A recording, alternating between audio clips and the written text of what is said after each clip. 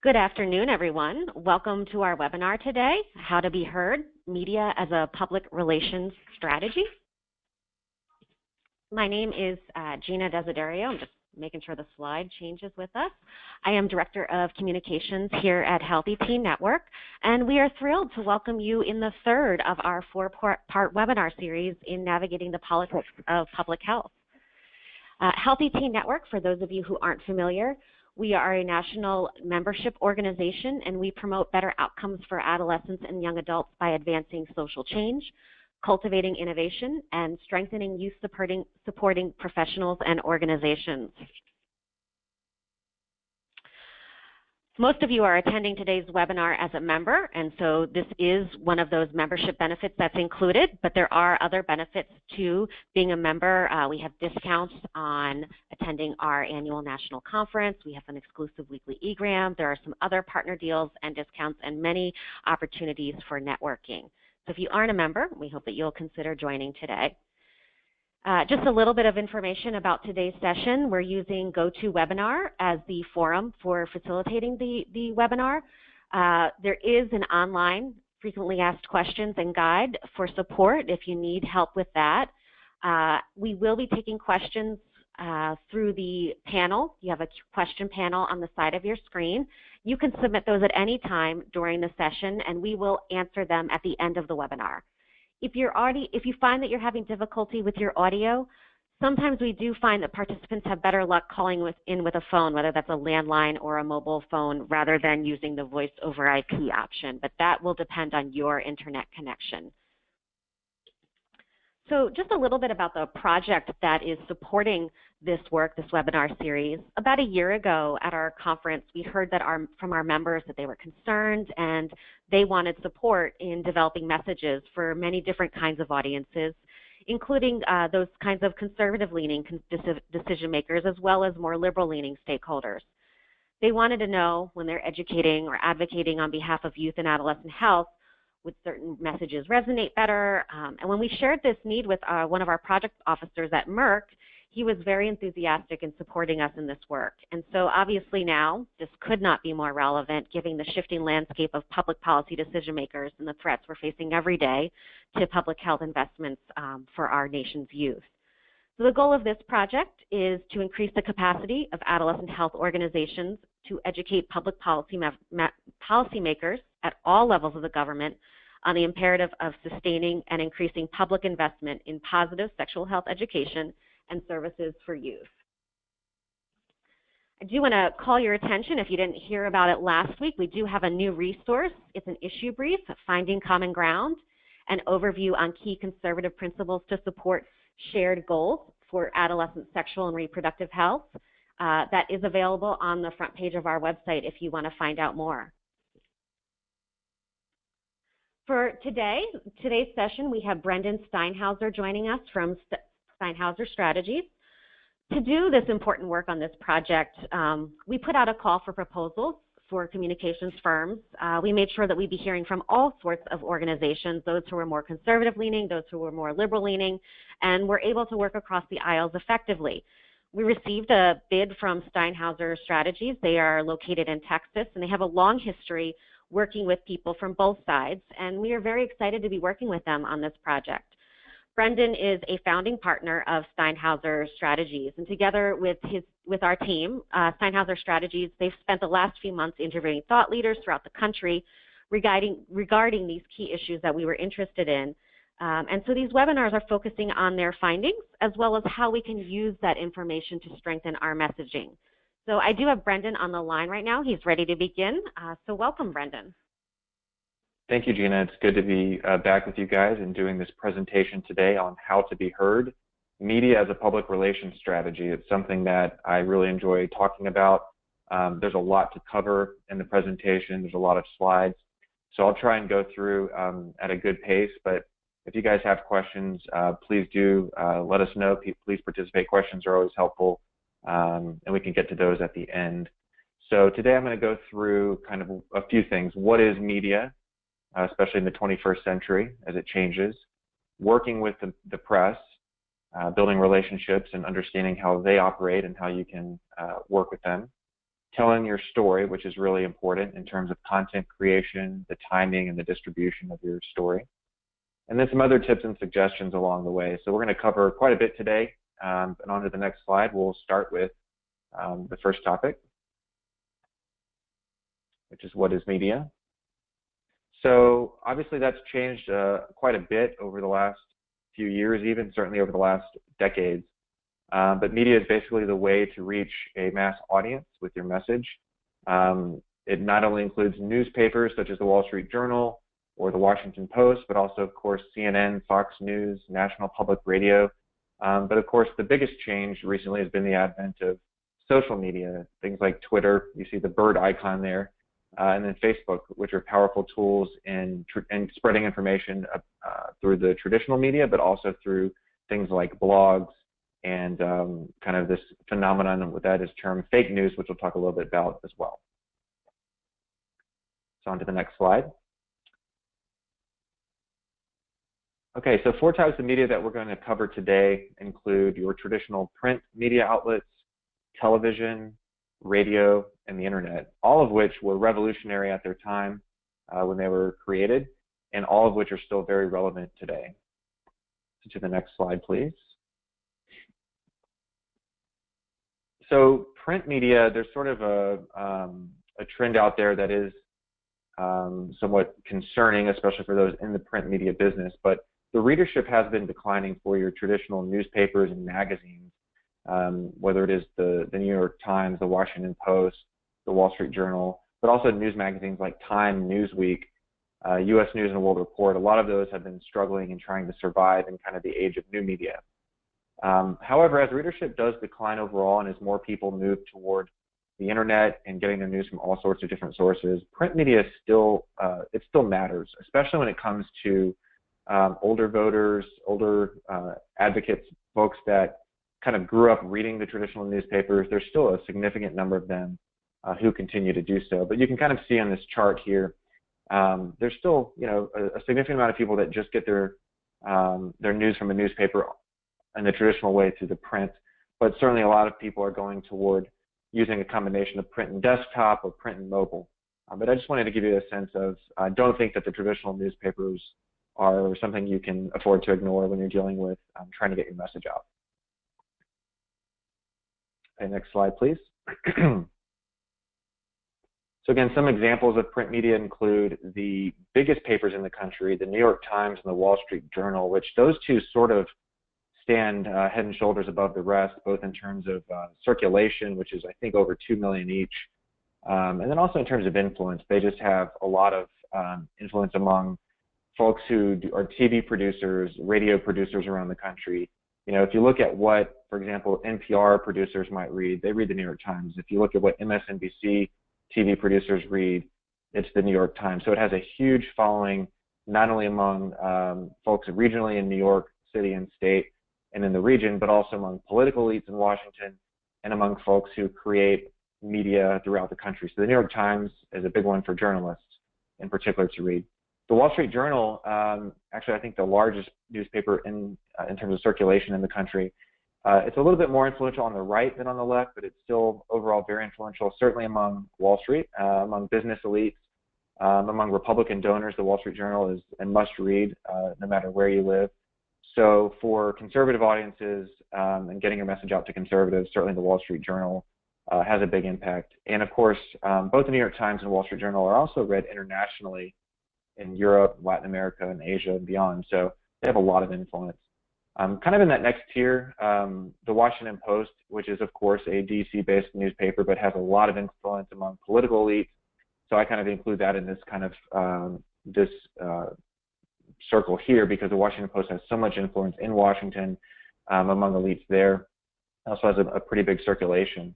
USA Today, of course, is a national paper, a big circulation. A little bit less influence than it used to have, but because of the number of readers and because of its distribution nationwide, we kind of include that in one of the big national papers. And then the Associated Press, also things like Reuters, you could include in that. Those types of publications create content for the big papers and the regional and local papers. And so the AP, Reuters, news services like that still have a lot of influence. Their content is basically copied and pasted in a lot of newspapers around the country. So if you get for example, when I do interviews with the Associated Press and I get some quotes in there, I often see that will be picked up in 50 or 60 newspapers across the country usually. And then you kind of have this next circle here, which is what I consider to be kind of big regional papers. For example, the Los Angeles Times is big not only for LA, for California, but even just for the West Coast. It's kind of a hugely influential paper in the region, but also, some people do read it around the country as well. The Houston Chronicle, of course, the fourth largest city in the country. It's a big newspaper with a big circulation locally, and certainly has a lot of influence in the state of Texas. I would also include the Dallas Morning News in that. Some of you may be from South Carolina. The state newspaper is the paper that not only is read in Columbia, but it's read around the state of South Carolina, so it's kind of a big regional paper. The Baltimore Sun, of course, pretty locally focused there in Baltimore and Maryland, covers a lot of city politics and government, but also state government as well. The Philadelphia Inquirer, a big regional paper, the Denver Post, and there's many more that I kind of include in this tier. So don't forget about, both your national papers that have a lot of influence and lots of circulation, but also kind of your regional papers. In the regional papers, you're going to be able to get more of your content into those just because the demand is a little bit less than it is with the big ones like the Times and the Journal. So on to the next slide, please. Okay, on to television. So we're talking about TV. We, of course, have the big broadcast national networks. We have ABC, CBS, NBC, and then, of course, Fox and PBS. ABC, NBC, and CBS were kind of the big media outlets, of course, going back to, they started out as radio, and then, of course, they moved into television, I guess, in the 1950s and 60s. And became really big in terms of TV. They are still monsters in terms of ratings. If you look at where people still get their news and information, these guys still have a huge amount of influence. The evening news programs, Meet the Press, things like that, still reach a lot of people and a lot of influential people. So there is sort of a narrative out there that big media is declining or the traditional media outlets are suffering. And to some degree that's happening in terms of the numbers reducing a little bit.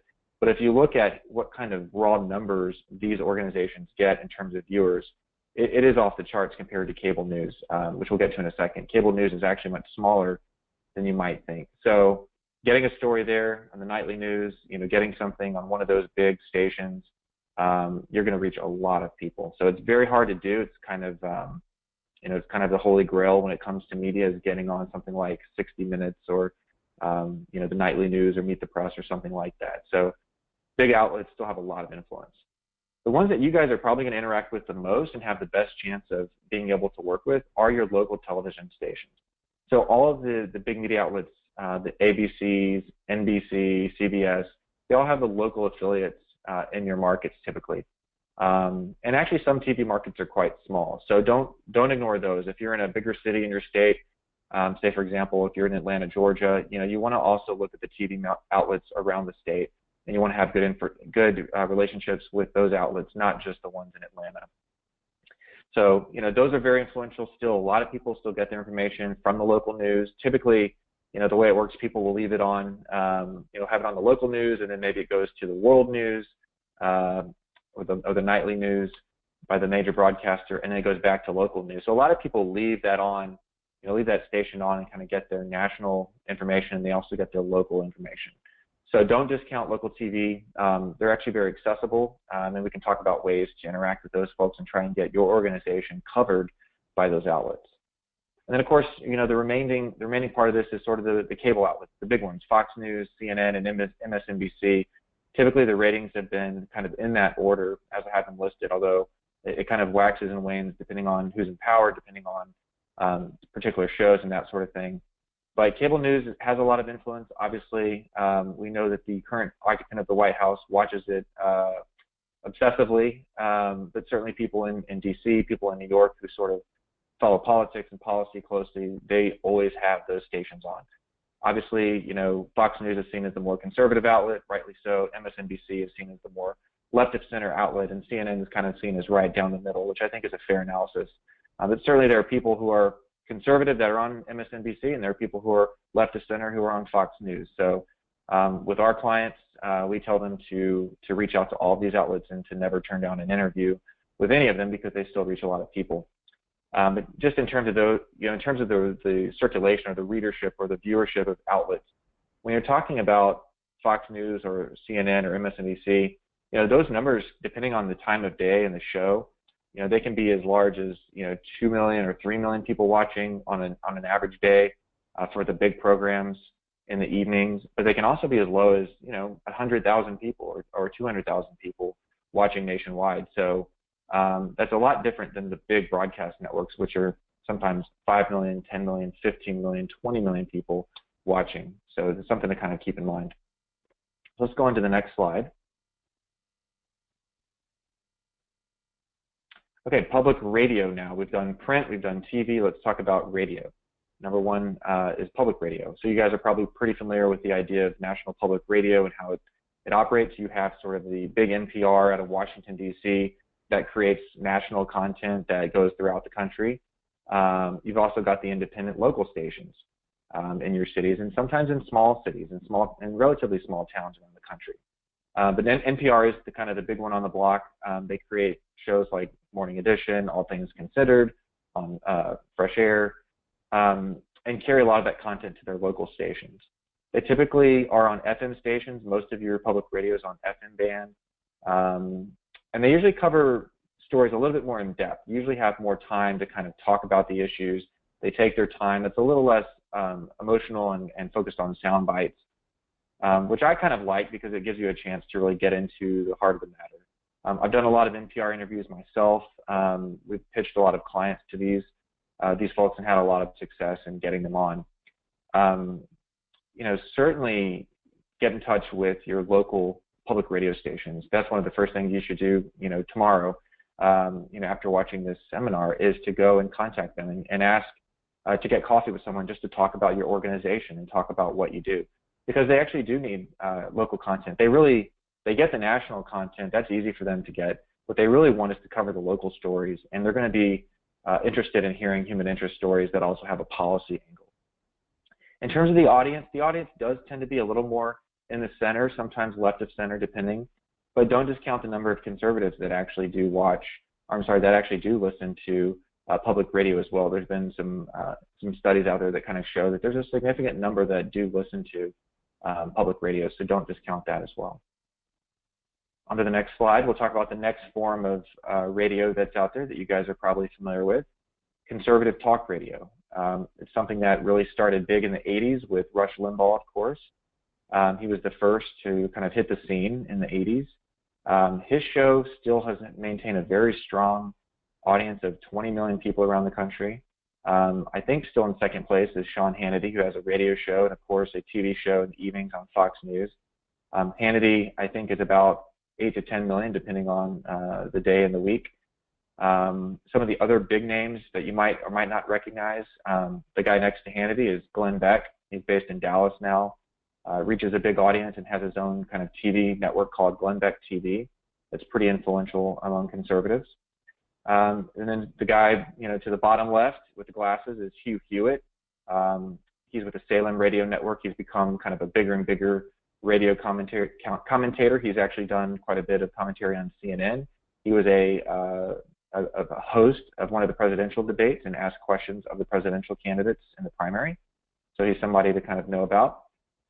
Mark Levin, one of the more, I think, angry conservative talk radio hosts, started out in New York as a Hannity protege. He's written a number of books, and he's seen as pretty active and pretty influential with the conservative grassroots across the country. You also have Laura Ingraham, who I think is debuting a new Fox News show actually this week, if I'm correct. She's and all these, by the way, I would say, it's fair to say, besides Hewitt and Beck, all of them have been pretty strong supporters of President Trump, which is kind of an interesting phenomenon to watch that transition. But Laura Ingraham also has been a pretty strong advocate for him. So, the Trump voters, the conservative base, do listen to these folks. These guys together, these are, 6 of the top 10 national radio hosts in the country. I mean, they are reaching, maybe 50, 60 million people in the country in a week. So think about that and think about the reach of those guys. So they may or may not cover your topic in the way that you would like. They may or may not cover it fairly in your opinion. They may or may not give you a platform. But you can't ignore them. It's worth listening to what they have to say to understand kind of how conservatives in particular think and address a lot of these issues. But I would say if you can get on one of those shows, if you have somebody who can represent your organization and your efforts to go on and they're well prepared, they can do well and they can actually convince some people who are watching to come along to your side. So I would say certainly don't ignore them. You also have a lot of local and regional hosts that kind of mimic the national ones. You guys are probably familiar with some of these around the country, but they're kind of, you know, the Rush Limbaugh, Sean Hannity wannabes. They're in local markets. They really, you know, their radio station covers usually their city and maybe their state, but they have a lot of influence as well. They're on the drive time shows usually, and they either come on before or after one of the big radio hosts. So you certainly want to pay attention to what they're saying as well, especially among conservative audiences. There's also a huge network of conservative talk radio that is kind of more overtly Christian programming. You know, James Dobson is kind of the big national radio network head, but there's also lots of kind of local, rural radio stations that focus on overtly Christian broadcasting. So it's worth paying attention to those as well and knowing that they do have influential audiences, and they sometimes do talk about public policy as well. Okay, let's go on to the next slide. And we're going to talk a little bit about the internet. Of course, this is kind of the newest of the media that we've talked about. What's interesting too that I think that you guys should kind of think about is that although the internet is mostly thought of in terms of blogs and fake news and Reddit and you know, just sort of internet trolls, you know, that's kind of how a lot of people think about the internet. But what's interesting is that you actually see Fox News, the New York Times, CNN, Politico, Yahoo News, and those folks using the internet very successfully to get their programming out. So you're seeing a lot more live streaming by these media outlets on Facebook. You're seeing them cut deals with Facebook and Twitter to provide content online because they know they can reach so many more people online in addition to how many people they reach through the traditional broadcast waves or on cable or on the radio. So you're actually seeing a lot of content being created by and distributed by the traditional media outlets. So I would say, you know, don't forget about that many people still get their information from the Washington Post or Politico or the New York Times. It may just be coming through Facebook. So then you also have kind of the more ideological outlets. The Drudge Report, which has been around for a long time, it's a conservative blog and news site. It's definitely a bit hyperbolic. The headlines are usually screaming, and then you click the article, and it's not as big of a deal when you read it. But it has a lot of influence on the right. You've all heard a lot, I'm sure, about Steve Bannon and Breitbart. I didn't include that in here, but Breitbart is a big one because of its influence with Trump and with many Republicans. It's kind of a mix between, I guess, a blog and kind of an ideological website. You also have a site called Newsmax, which is based in Florida but has a national reach, and a traditional magazine to go with that website. It reaches a lot of conservative primary voters, and so it's something worth paying attention to. On the left, you have things like Slate, you have Daily Kos, you know, Salon. You have a lot of other websites that have a lot of influence on the left with elected officials and with activists, so you have to pay attention to those as well. And sometimes those websites and those blogs do actually break stories. It's not just aggregating content. It's not just a screed against the political enemy. They will often break stories and cover things with unique angles. You have organizations and websites like National Review, which is a conservative website and magazine that goes back to the 1950s. It has a lot of history with conservatives and still has a lot of influence among elite conservative opinion makers. And then you have things like Reddit, which is a community, social community forum online where people can post articles. And you do see more of the kind of the fake news come in there with forums like that. People will post stuff. It'll get a lot of links or a lot of likes and a lot of commentary, and it kind of makes its way to the top of the website, and it does kind of have the tendency to mislead people when fake news is posted on sites like that. And so that's really kind of an issue that we're facing, of course. But it is sort of the Wild West on the internet, so you have to be careful with the information you read, of course. But you have to also, as somebody who's trying to distribute content and get your message out, you have to acknowledge all of these entities, and you have to do your best to try and get your message out to all of them if you can. So let's go on to the next slide. So kind of understanding and building relationships with media outlets. This is probably the most important lesson I think for today, is that in order to get covered by the media, it's really important to build relationships with reporters, editors, producers, anybody that works at the media outlet. And the way you do that is you simply send them an email, give them a call, and say, my name is Brendan. I'm with an organization called Steinhauser Strategies. I would like to sit down and talk to you about some of the projects we're working on. Can I take you to coffee next Tuesday at 11 o'clock? And most of the time, they're going to take that meeting because their job is to look for good sources. And if you can help them not only cover things that their media outlet is interested in covering, but if you can help be a good source, they're going to appreciate that, and they're going to give you more coverage in the future. So, the first step, if you're kind of wondering, how do I do this, is to just sit down with them. You also want to become familiar by reading their articles and reading their writing and understanding the way that they write, or the things that they cover or they don't cover, or if it's radio or TV, what are the things that are getting covered or not covered. Really kind of absorb and consume as much media as possible so you can understand what they're writing about or what they're talking about. Connecting with them on social media is a really great way to build your brand among journalists. Follow them on Twitter. If you're not on Twitter, you should absolutely get on Twitter, either as an organization or have your communications director do it, or do it yourself. But when you join Twitter and you follow them and you tweet at them and you respond to them and have a conversation on Twitter and on Facebook, it's a great way for them to get to know kind of who you are, what your organization represents. And it's a great way to bring their attention to things. Connecting with them on social media via Facebook, another great way to do that. But also showing up face-to-face, going to events where they're going to be. So, they may be covering a congressional candidate that's running in your district, and it may have nothing to do with your issue set right now, but if you can bet that they're going to be there covering that campaign launch.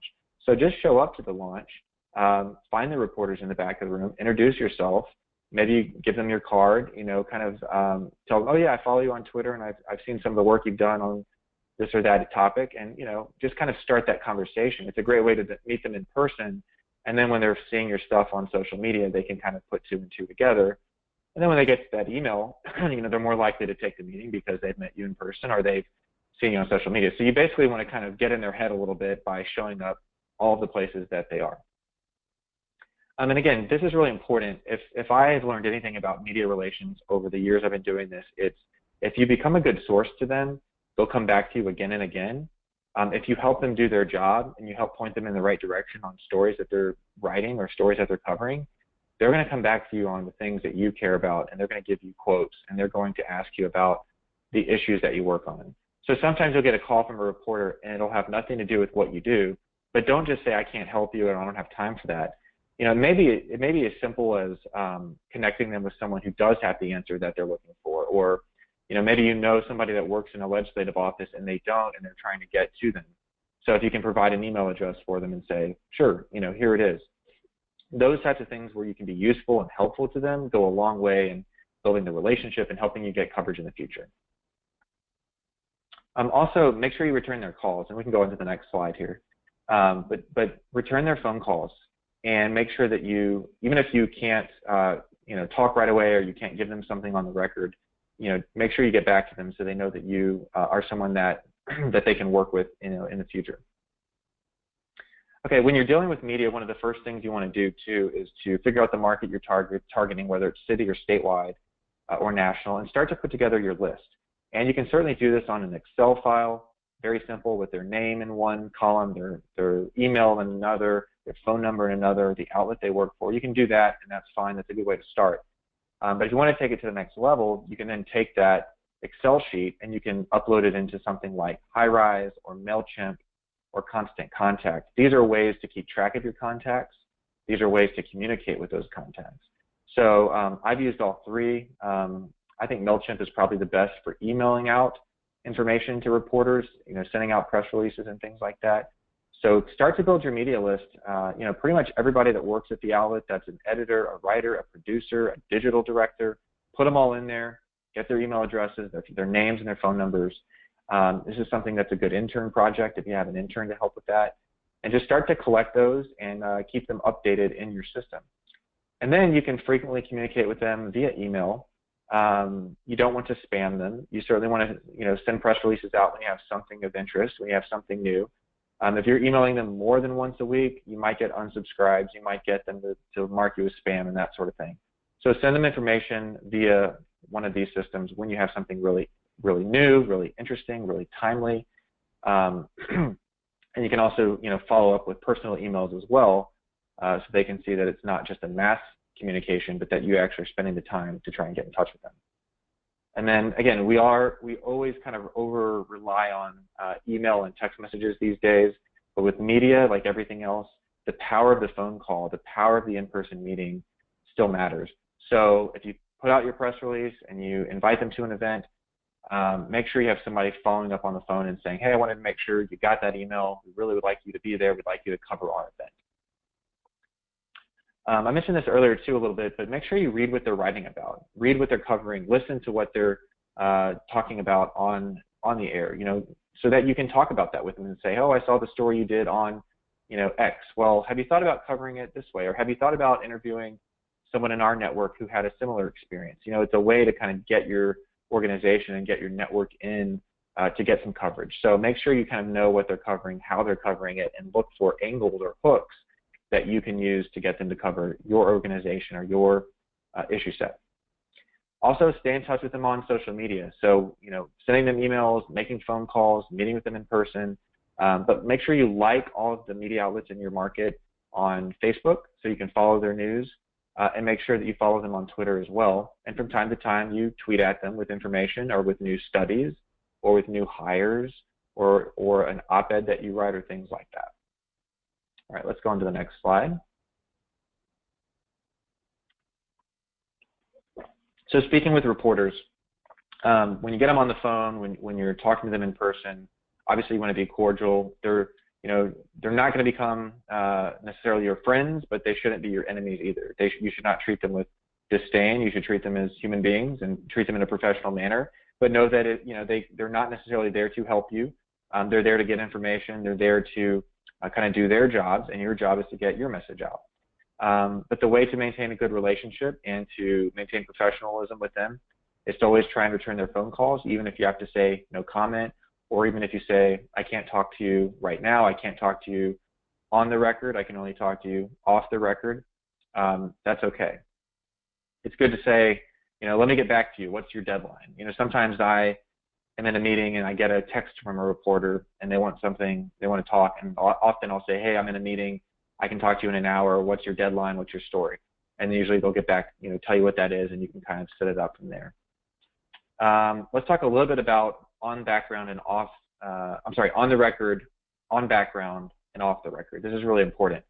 So when you talk to reporters, kind of assume or pretend that everything is on the record, and anything you say can be used in that article, and they will cite you by name. Like, take that as your assumption, because sometimes it has been known to happen where you think that it's off the record or you think it's on background, and they run with it and they quote you, and that can get you in trouble if you say something you don't necessarily want to say publicly. So be very careful and act as if everything is on the record. So guard yourself a little bit with what you say. That being said, there are two other categories of conversations. One is on background, which means I talk to a reporter and I say, I can talk to you on background. They agree, yes, that's fine. And then you proceed to tell them information that they can use, and they can paraphrase or they can even quote, but they cannot cite you as a source. They cannot say, Brendan Steinhauser said. They can say, and usually will say something like, a source close to Donald Trump, or a source with intimate knowledge of Hillary Clinton's campaign, or something like that, or a political strategist in Texas. And sometimes you can negotiate that with reporters and how they ascribe your background and your title. But that can be very tricky, so make sure you're very cautious with that and you get them to agree that it's on background before you say anything else. Because if you start talking as the Mooch found out, if you start talking to Ryan Lizza of the New Yorker, it's on the record unless you say beforehand and he agrees this is on background or this is off the record. So finally, off the record means we're having a freewheeling conversation and nothing I say can be quoted or used in an article, and you're not going to say that we spoke, and you're not going to tell anybody that we had this conversation. Off the record basically is a private conversation that just helps them understand the background of something. But again, sometimes reporters make mistakes. I would say 99% of the reporters I've worked with have had good ethics. They've never burned me. You know, I've really established those relationships. But every now and then, somebody might mess up their notes and forget that it was off the record, or a portion of it was off the record, and that will show up in an article. So just be very careful and make sure that you navigate that carefully. Also, if you get the reporter's permission beforehand, then in any state in the country, if you have their permission, you can record the conversation on your phone or in something else, just for your own notes. And you can say, look, I just want to make sure that I record the conversation so that if I do say something, you know, that I have to be prepared to see in print, or just in case you might get it wrong, I want to have a record of it. Is that okay? And they usually will be okay with that. In some states, it is illegal to record a conversation that's private without the consent of the other person. So just make sure that you know that going into it and what your state laws are. Okay, on to the next slide, please. Okay, once the story breaks, so you have a great local television clip that ran in a local Fox 7 station. What do? How do you make sure that not only the 32,000 people that saw it live, but you know the 500,000 people that you want to actually see it, right? The first thing you can do is email the story with the clip of the TV hit or of the radio hit to the reporters, the producers, the editors in your system.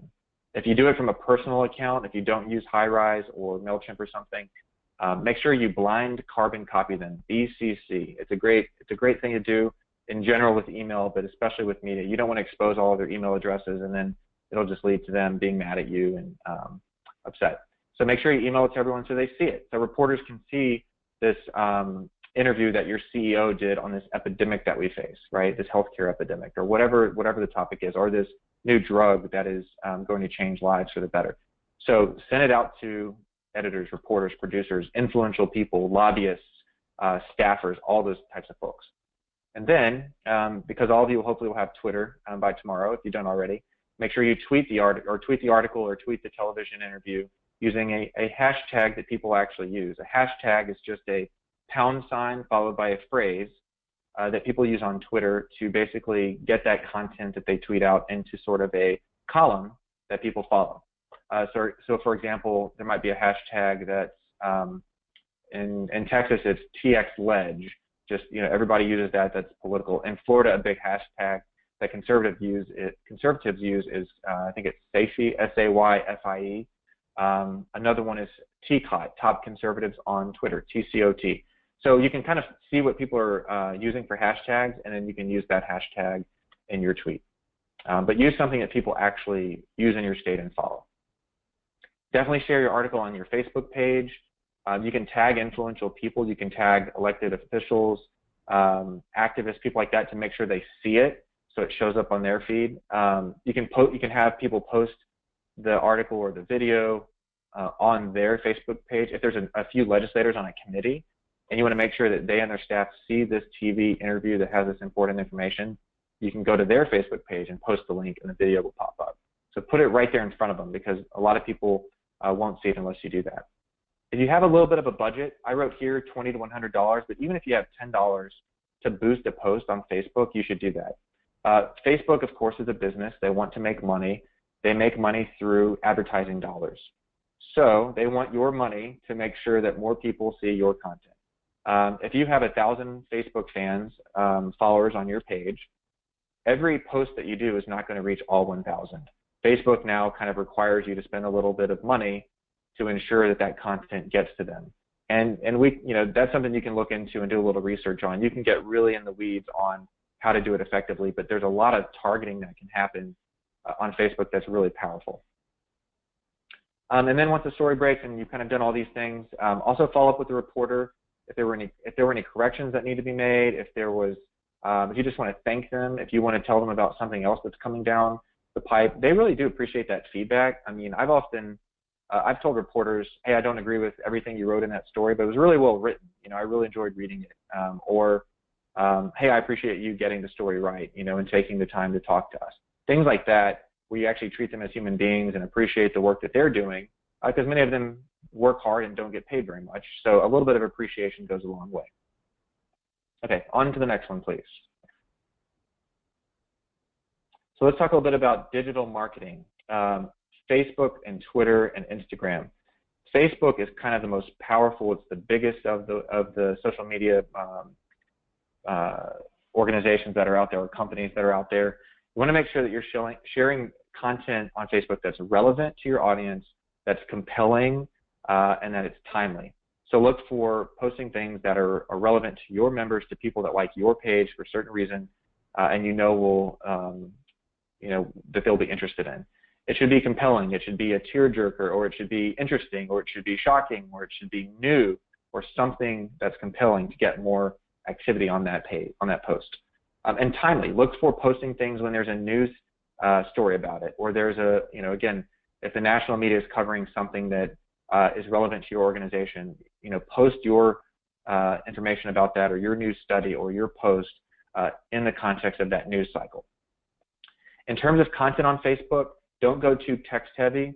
Put a lot of videos, photos, and infographics up. People tend to like that type of content more. They tend to share it more. Facebook has all kinds of data about this, so put a photo up, put a video up, even if it's just a short, raw video. That's going to get a lot more likes and shares than just text. You can also use Facebook Live, which is a great tool that's free to do a live stream of interviews that you're doing with key activists or legislators in your state. If you hold a press conference, you can live stream it on Facebook Live. Speeches from conferences, rallies, town hall meetings, anything you're doing, you can do Facebook Live from your phone. You can hold the phone, or you can set it up on a tripod. You can use your laptop, but it's a very powerful tool that I would recommend to everyone to take advantage of. Also, post often and keep track of your metrics. If you have a page, you should be posting at least 3 or 4 posts a week, ideally 8 or 9 per week. Figure out which ones are performing well using the Insight tab on Facebook, which as a page administrator you have access to. Look at what's performing well and try and provide more content so that your Facebook content engagement is increased.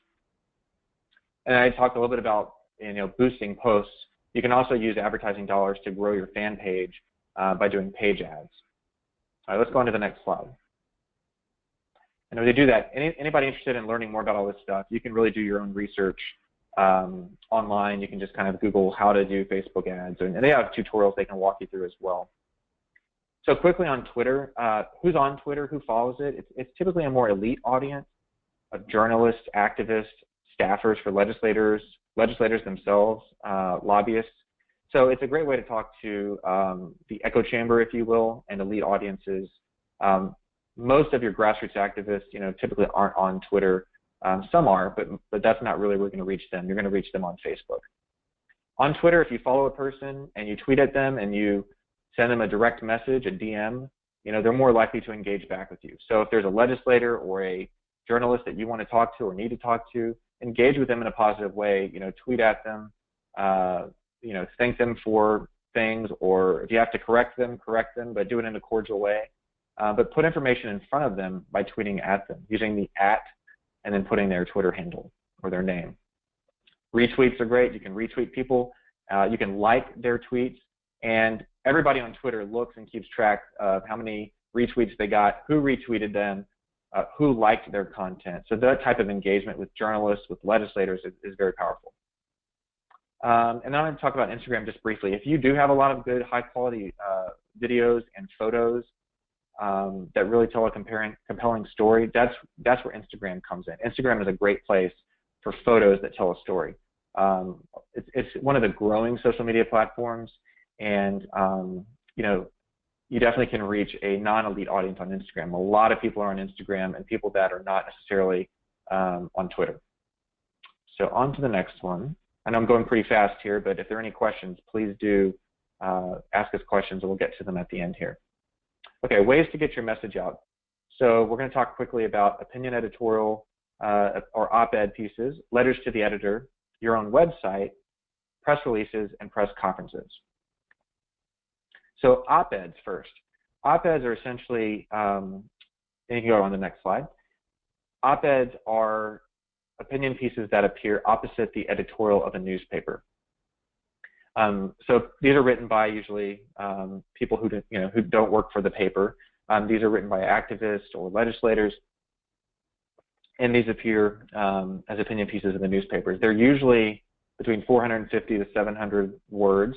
And when you submit an op-ed, the first thing you should do is reach out to the editorial page and ask them if you can submit one, and then give them the topic, and then usually they'll agree or not. But if they agree, then you can write the op-ed, include the text, the title, the author, a bio, a short bio, and a word count. So put it all in front of them, make it very easy, and then they might send back edits, they may have you trim it, and then through this process you can then get that article placed.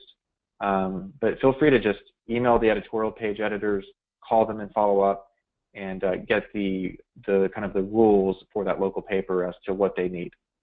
Letters to the editor are great and should be taken advantage of more. They're only about 150 to 250 words usually. Again, there's usually limits with newspapers on how long they can be. They're short, they should be very direct, and they should lead with your strongest point first. Sometimes they'll write the title themselves, but you should probably involve your own title as well, so you're really making that point very strongly. Make your letters to the editor relevant to recent news or editorials. So respond to editorials that appeared, respond to opinion pieces that appeared, or something that's happening in the news, and you have a much greater likelihood of them getting credit. All right, let's go on to the next slide. Okay, your own website. Don't neglect your website as a placeholder for the information that you have to get out, because people will find your website. They'll Google it. They'll see it linked to on Twitter or Facebook. So have all of your stuff up there and have it organized and have it look good.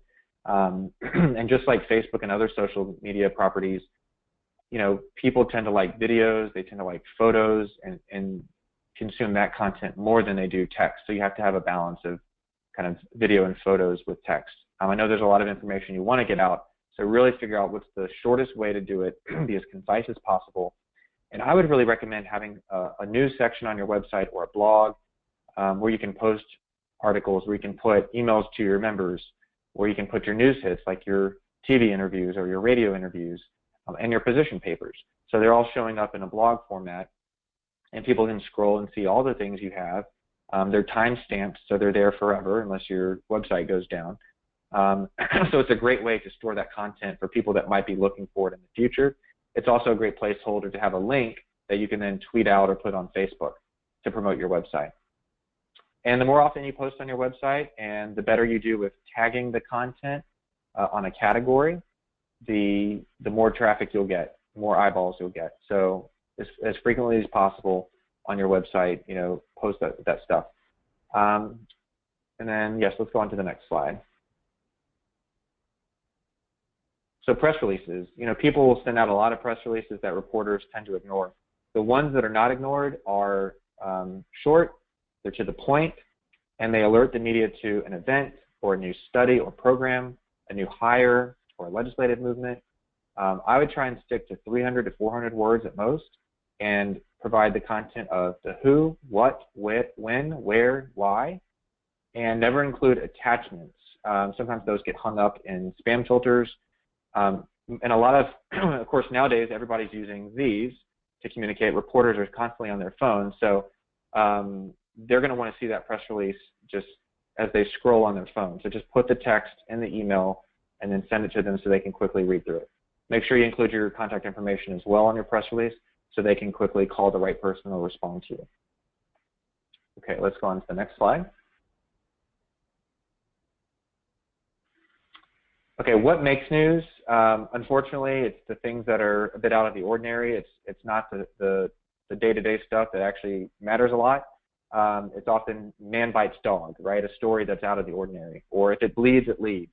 That makes it tough sometimes, but you do have to look for the hook or the angle, the controversy, something new and compelling that helps you get in to the news story. So look for your angle to pitch.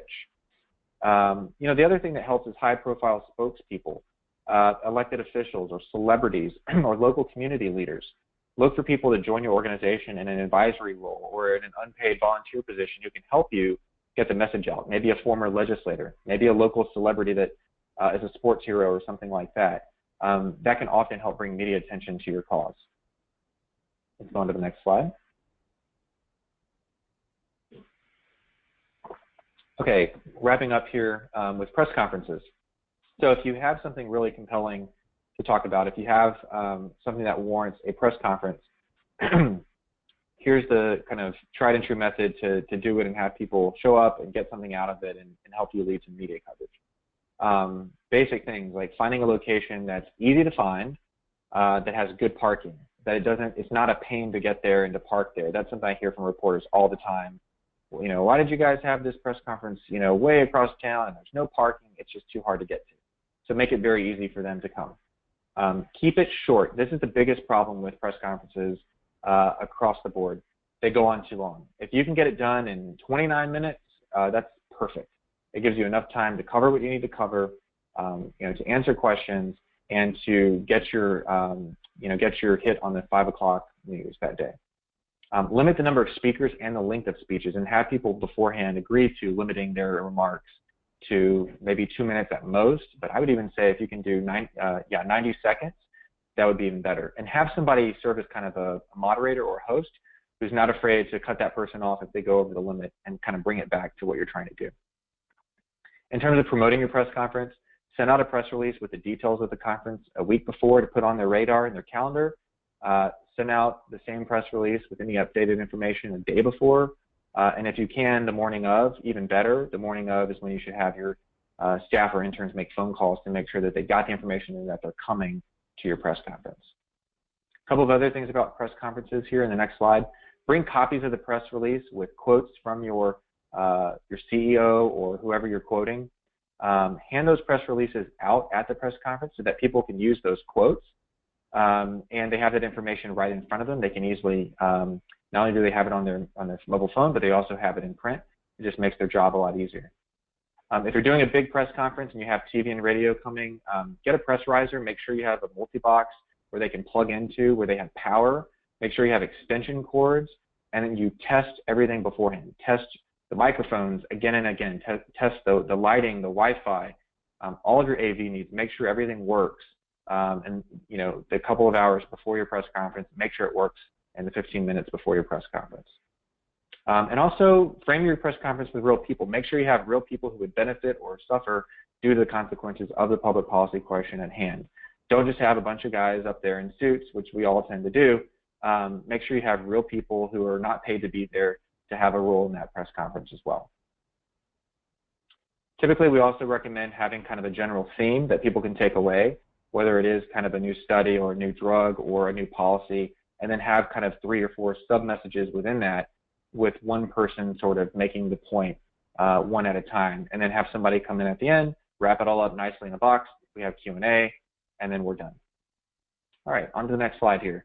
We're just going to kind of summarize what we talked about today. I know I went through quite a bit, and I want to leave a little bit of time for Q&A. Earning media, free media, is all about building relationships with reporters, editors, and producers. It's about working hard and being persistent to get that coverage. And it's about being a really good source for them, answering their phone calls when you can, returning their phone calls, trying to help them get the story done, and that'll help you build a relationship for the future media coverage that you want for your organization. Be aggressive with this. Reach out to them proactively, to everyone who works in media in your market, and try and get coffee with them in person, and try and touch base with them repeatedly over time. Try and build those relationships and keep the conversation going. Understand the incentives of media outlets. Know that they want to tell a good story. They also have the pressure of ratings, because ratings lead to advertising revenue and clicks, and that is how they get paid. So media is a business for the most part, although some of it is kind of a nonprofit model. For the most part, media is a business, and they need revenue. And so understand those motivations for them, in addition to being good journalists and telling a good story. Spread your message across all platforms. Multi-channel marketing. Multi-channel marketing means we're getting our information out across channels on print, radio, television, and internet. And within those, we're breaking down into every type of print that we can, every type of radio, conservative radio, liberal radio, TV, national, local, Newsmax TV, whatever small outlet you can do, you do it. You don't turn down media if you can get your message out. And of course, the internet, the Wild West of media. I would say giving access and being a good source and having conversations with reporters is what's led our to our success as a PR firm is just kind of following these rules. And certainly it's not going to be easy, it's not going to be perfect, but I think if you follow these tips, you will have a lot of success when it comes to earning media. So with that, I want to go ahead and end so we can have some questions and answers. Really appreciate your interest and your time, and we'll take any questions you guys have. Thank you, Brendan. So you can use the question box on the side of your screen to submit questions. You won't be able to share the audio, but we will read them for everyone. We do have one question, and that was, can the name of the conservative talk radio host be listed? We are going to be sharing the slides and a tip sheet to go along with this webinar following. But Brendan, if we can, I'm going to flip back to that while we let other people answer questions. So you want me to talk about the national host again? Yeah, they're the biggest in the country. So Rush Limbaugh there at the top left, and then to the right, Sean Hannity, Glenn Beck, and then to the bottom left with the glasses, you've got Hugh Hewitt, Mark Levin, and Laura Ingraham.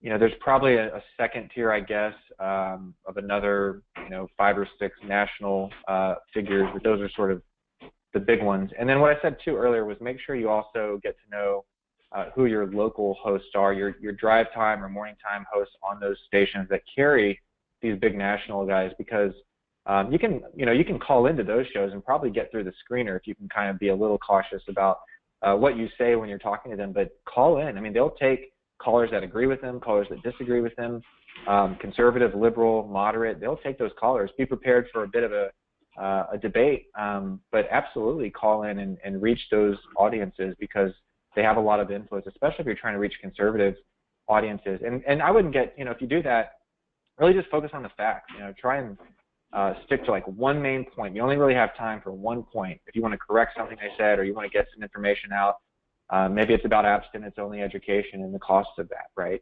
Just focus on that like a laser beam and make them kind of have to react to it. Thank you, Brendan. Other questions?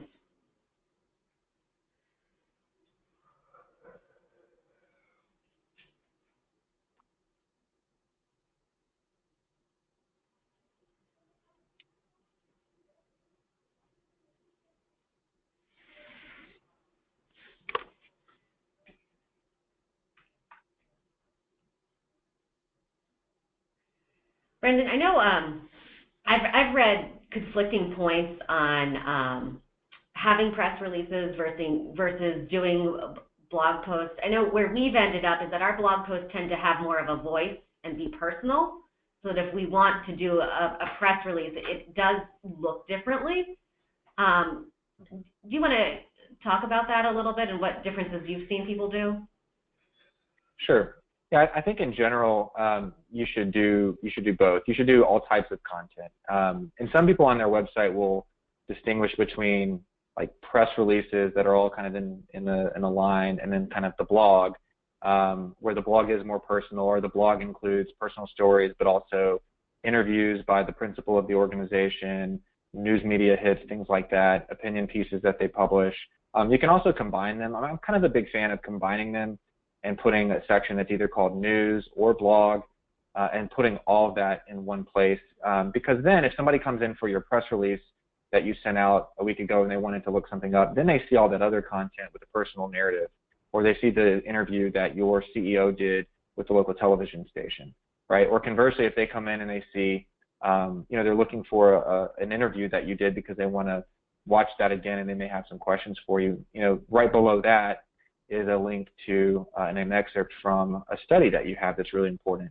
So I kind of like to keep it all together in one section. I think people, kind of are used to seeing that now, and they can kind of find it. But the other thing about websites is that, people used to go into the browser and type in the website that they wanted to go to. That's really not how most people come to our websites anymore. And I'm talking about all of us. They come to the websites usually through a Google search. They type in some phrase or some question or some person, and that leads them to the website. And then once they get to the website, they start to surf around and click on things and find all sorts of content that they end up engaging with. So you have to kind of think of your website not only in a holistic way, like it's a place for us to talk about who we are and what we do and our mission.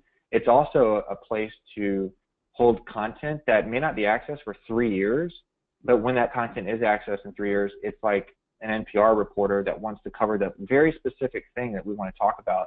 And so I've often had people, contact either me or clients in that manner, and they'll say, oh yeah, I contacted you because of this, quote that you gave to this newspaper back in 2012 or whatever about a specific topic, and they wanted to come back to it.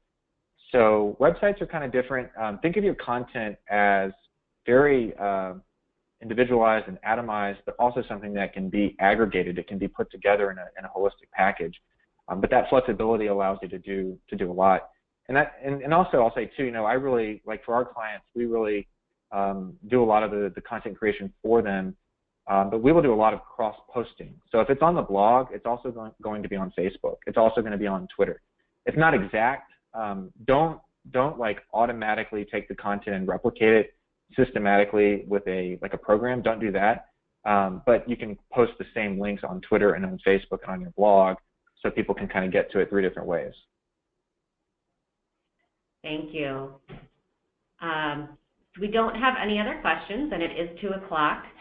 So we will end the webinar. We will be sharing the recording on our Compass, the learning management system that we have for Healthy Teen Network. And if you're just joining the series now, you will get a notification to access that. If you've been part of the series all along, you should have already gotten a notification. But if you don't, please let us know and we can help you access the material. And with that, I'll say thank you. Have a good afternoon.